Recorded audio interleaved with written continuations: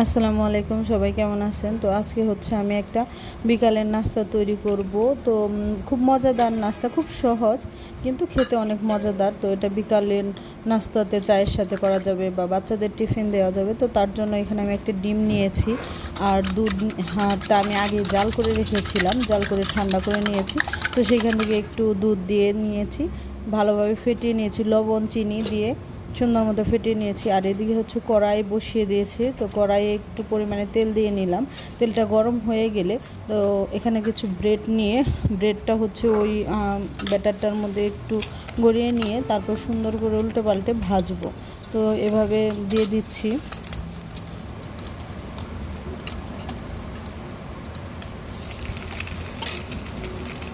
নাস্তাটা খেতে কিন্তু অসাধারণ লাগে, খুব ইজি, সবাই যে কোনো সময় বাড়িতে তৈরি করতে পারেন, অনেকে হয়তো তৈরিও করেন। তো এটা সকালবেলা হচ্ছে ঝটপট বাচ্চার টিফিন দেওয়া যাবে, খুব তাড়াতাড়ি হয়ে যায়, সময় লাগে না খুব বেশি।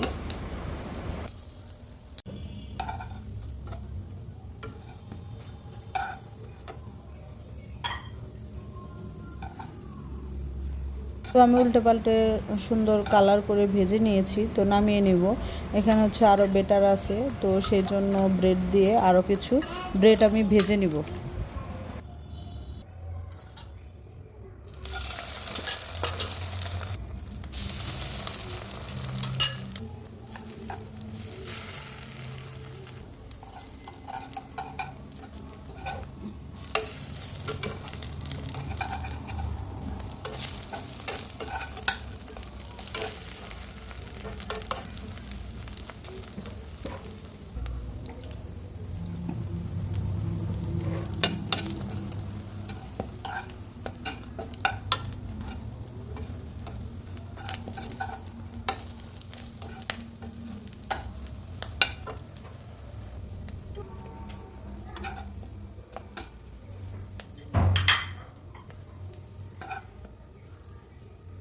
বাসায় কিন্তু অবশ্যই এই রেসিপিটা একবার হলেও ট্রাই করবেন, এটা খেতে অসাধারণ লাগে।